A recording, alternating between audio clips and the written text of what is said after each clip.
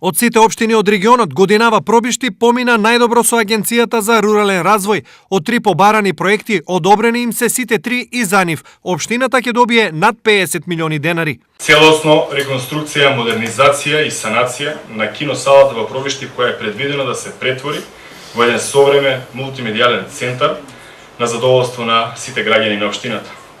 Целосна санација и реконструкција со нов лик на спомен паркот Братство и единство со најразлични рекреативни содржини и санација на патниот правец Пробишти, населено место Стрмош е третиот.